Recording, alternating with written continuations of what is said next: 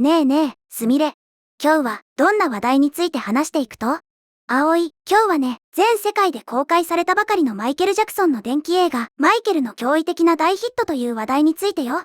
現在、このマイケル・ジャクソンの奇跡を描いた映画が、事前の予想をはるかに超える興行収入を叩き出し、映画業界全体に、ものすごい衝撃を与えているんだよ。今日は、映画、マイケルが打ち立てた、驚くべき興行収入の全貌と記録、そして巨額の制作費の裏側や批評家からの厳しい声などの賛否両論について徹底的に解説していくよ。おう、あのマイケル・ジャクソンの映画ね。それはめっちゃ気になるばい。歴史的な大ヒットってどれくらいすごか数字が出とると？それがね、本当に信じられないくらいものすごい数字なの。この映画、マイケルはね、なんと全世界で2億1800万ドルの興行収入を記録したんだよ。そして、ミュージカル伝記映画史上最高のオープニング週末興行収入ということで、見事に興行収入ランキングのトップに躍り出たの。2億1800万ドル？ちょっと桁が違いすぎて、私の頭じゃ想像もつかんばい。オープニングの最初の週末だけで、それだけ稼いだっちゅうこと？ミュージカル伝記映画って音楽を交えながら実在の人の生涯を描く映画のことやんね。その歴史の中で一番ってマジで化け物たい。そうなの。葵の言う通り、音楽を交えながら、実在の人物の生涯を描く映画の中で、歴史上ナンバーワンのスタートを切ったんだよ。チケット売上の内訳を、より詳しく見ていくとね、82の海外市場、つまり、北米以外の国や地域からの売上が1億2040万ドルなの。そして、北米での売上が9700万ドルという、本当に驚異的な数字が含まれているんだよ。海外市場だけで1億ドル超えとると。北米以外の82もの市場でそれだけ売れとるって世界中でいかにマイケル・ジャクソンが愛されとるかの証拠やね。北米の9700万ドルもすごいけど海外の勢いが止まらんばい。でも映画が公開される前って専門家たちはどれくらい売れるって予想しとったと？週末を迎える時点でマイケル・ジャクソンの成功を描いたこの映画はね、国内で約7500万ドル、全世界で1億5000万ドルの興行収入が見込まれていたの。ってことは、予想より、はるかに上を言っとるやん。国内は、7500万ドルの予想が、9700万ドルに、全世界は、1億5000万ドルの予想が、2億1800万ドルになったっちゅうことね。予想した人たち、全然見る目がないちゃんね。葵、そんなに毒舌を言っちゃダメだよ。でも、確かに、予想をすべて上回ったのは、紛れもない事実なの。実はね、批評家からの評価は、おおむね否定的だったんだよ。それにもかかわらず、マイケルは興行収入の予想をすべて上回る結果を出したの。はぁ？批評家は否定的やったと？批評家って偉そうにケチつけるのが仕事みたいなもんやけんね。自分じゃ何も作れんくせに上から目線で文句ばっかり言っちょうまえたい。観客がこれだけ楽しんでお金払って見に行っとるのに評価が低いとか意味わからんばい。葵、今日は一段と辛口だね。でも、観客の心にはしっかり届いているということが、この予想を上回る大ヒットの数字から証明されているんだよ。そしてね、この映画は制作費の面でも大きな話題になっているの。制作費？そりゃあ、これだけの大作やけん、お金もたっぷりかかっとるっちゃろ？いくらくらい使ったと？映画、マイケルはね、第3幕の大幅な脚本改訂を経ているんだよ。第3幕というのは映画の物語の終盤、クライマックスに向けての最も重要な部分のことなんだけど、そこを大きく書き直したの。その結果、なんと制作費が2億ドル近くにまで達してしまったんだよ。2億ドル？日本円にしたらとんでもない額ばい。脚本を書き直しただけでそんなにお金が膨れ上がるっちゃね。ちょっと計画性がないんやない？最初からちゃんと決めとけばよかったのに。より良い作品にするための妥協のない決断だったはずだよ。その莫大な費用はね、一つの会社だけでは負担しきれないから、複数の組織で分担したの。具体的には、ライオンズゲートと、この作品の国際配給会社であるユニバーサル、そしてマイケル・ジャクソン財団の3社が、その費用を分担したんだよ。なるほどね。ライオンズゲートとユニバーサル、それにマイケル・ジャクソン財団が力を合わせたっちゃね。でも、制作費に2億ドルも使って元は取れると？史上最も高額なミュージカル伝記映画の一つであるにもかかわらず、マイケルはすでに大ヒット作となっているから大丈夫だよ。全世界での興行収入は公開終了までに7億ドルを超える見込みだと言われているの。7億ドル超え？制作費が2億ドルでも7億ドル稼げば大儲けやん。さすがはキングオブポップ隊。でもさ、さっきミュージカル伝記映画史上最高って言っとったけど、今までの1位は何やったと？これまでミュージカル伝記映画の世界初週興行収入の記録を持っていたのは、2018年に公開されたボヘミアン・ラプソディだよ。ああ、あの伝説のバンド、クイーンの映画やね。私も見たばい。音楽も最高で、めちゃくちゃ感動したっちゃん。あれも、社会現象になるくらいすごかったね。そうなの。クイーンを題材にしたこの映画はね、世界初週興行収入1億2200万ドルという素晴らしい記録を保持していたんだよ。そして、最終的には9億1000万ドルという信じられないほどの大ヒットになったの。1億2200万ドルでも歴史的な記録やったのに、今回のマイケルは初週で2億1800万ドルやろ？ボヘミアン・ラプソディの倍近く稼いどるやん。記録を更新するレベルじゃなくて、ぶっちぎりすぎたい。本当に圧倒的だね。でもね、葵。実は、マイケルの初週2億1800万ドルという記録は、今年の世界初週興行収入のランキングで言うと、全体で第2位なの。マイケル・ジャクソンより上がおると。一体どんな映画なん？それはね、ユニバーサルの続編映画である、ザ・スーパーマリオ・ギャラクシー・ムービーだよ。この映画は、なんと、初週で3億7250万ドルを記録しているの。マリオ。配管工のおじさんたちが、世界のマイケル・ジャクソンを上回っとるってこと？ 3 億7250万ドルって、任天堂、恐るべし体。でも、マリオには負けたとしても、実写の映画としては、文句なしのトップやんね。そうだね。アニメーションと実写の違いはあるけれど、どちらも、本当に素晴らしい記録だよ。さて、映画、マイケルの公開状況についても、詳しく見ていくね。この映画は、週末に先駆けて、24日に、ほとんどの海外市場で公開されたの。24日から公開されとったんやね。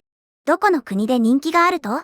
興行収入上位地域を見ていくとね、トップは、イギリスとアイルランドの1560万ドルなの。続いて、フランスが1010万ドル、メキシコが970万ドル、ブラジルが820万ドル、そして、イタリアが800万ドルとなっているんだよ。ヨーロッパから南米まで、世界中でまんべんなくヒットしとるやん。イギリスとアイルランドで1560万ドルってすごいね。あれ？ちょっと待って。日本の名前がないばい。日本じゃどれくらい売れとると？実はね、日本ではまだ公開されていないの。はぁ？日本じゃまだ公開されとらんの。どういうことね。こんなに世界中で話題になっとるのに、日本を後回しにするなんて、配給会社は寝とると？日本のファンも首を長くして待っとるっちゃけん。早く公開してほしかね。日本のファンにとっては少し寂しい状況だけど、日本では6月12日から大々的に公開される予定だよ。次に映画の内容とキャストについて詳しく説明するね。アントワーン・フークア監督がメガホンを取ったこのマイケルはね、ジャクソン5時代の初期から世界屈指のエンターテイナーへと成長していくマイケル・ジャクソンの軌跡を描いているの。ジャクソン5時代からやるんやね。マイケルがまだ小さかった頃からのストーリーってことやろ？それは見応えがありそうばい。監督はアントワーン・フークアって人なんやね。でも、マイケル・ジャクソンなんて唯一無二の存在やん。あの独特なダンスや歌声を一体誰が演じきれると？そこが一番の注目ポイントなの。実はね、マイケル・ジャクソン役は実の甥であるジャファー・ジャクソンが演じているんだよ。しかも、驚くべきことに、これが彼の俳優デビュー作なの。実の甥っ子？それはマジで驚きたい。血が繋がっとるなら、あの独特の雰囲気とか動きも自然と似とるかもしれんね。でも、俳優デビューで、いきなり、そんな世界中が注目する大役を任されるなんて、プレッシャー半端なさそうばい。本当に大抜擢だね。そしてね、マイケルの両親であるジョーとキャサリンの役は、コールマン・ドミンゴとニア・ロングという実力派俳優が演じているんだよ。周りの役者さんもしっかり固めとるんやね。それなら、安心して見られそうばい。でも、さっき、批評家からは、否定的な評価が多いって言っとったやん。具体的に何があかんって言われとると？一部の批評家はね、マイケルがジャクソンの人生を美化しすぎていると批判しているんだよ。というのも、物語は、ジャクソンが児童性的虐待の疑惑に直面する前の時点で終わっているからなの。なるほどね。マイケルの光り輝く栄光の部分だけを描いて、後年のスキャンダルや闇の部分をすっぽり隠しとるって言いたいんやね。でもさ、映画なんやけん。世界最高のエンターテイナーとしての素晴らしい部分を見せたいって思うのは普通やない？疑惑の重苦しい部分まで全部入れたら楽しいミュージカル映画にならんやん。批評家って本当にひねくれとるね。荒探ししかできんのやろか。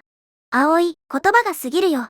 でも、伝記映画としてどこまで真実を描くべきか、という点で意見が分かれるのは仕方がないことだよ。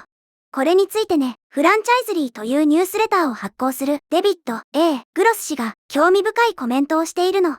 デビッド・ A ・グロスさんなんて言いよると？彼はね、観客の反応はいいが、批評家の評価は芳しくないと、はっきり述べているんだよ。そして、海外での興行成績は、今のところ非常に好調だと、付け加えているの。やっぱりね、批評家が、いくら文句言おうが、お客さんが楽しんで、チケット買っとるんやけん。それが全てたい。観客の反応がいいってのが、一番大事なことやんね。で、ここで、今回の記事に対するネットユーザーからの反応も、いくつか紹介するね。みんなのリアルな声やね。どんな意見があると？まずは、肯定的な意見から見ていくとね、身の甥っ子が演じているなんて、それだけで絶対見に行きたい。批評家が何と言おうと気にしない。純粋に、マイケルの音楽とダンスが好きだから見るよ。確かに美化されている部分はあるかもしれないけれど、彼が残した音楽の功績は永遠に変わらない。映画館の大音量で曲を聴きたい。といった映画を純粋に楽しみにしている声がたくさんあるんだよ。わかるばい。理屈抜きでマイケルのパフォーマンスを大画面で楽しみたいって人が多いんやね。甥っ子の演技も気になっとるみたいやし。一方でこんな意見もあるの。人生を描くなら避けては通れない疑惑の部分を描かないのは伝記映画として不誠実だ。日本での公開がまだなんて信じられない。早くスケジュールを発表してほしい。ボヘミアン・ラプソディを超えるなんて思わなかった。でも、マリオの記録も改めてすごすぎるね、など、批評家と同じく、構成に疑問を持つ声や、日本公開を待ち望む声、他の映画の記録に驚く声も上がっているんだよ。なるほどね。いろんな意見があるのが健全体。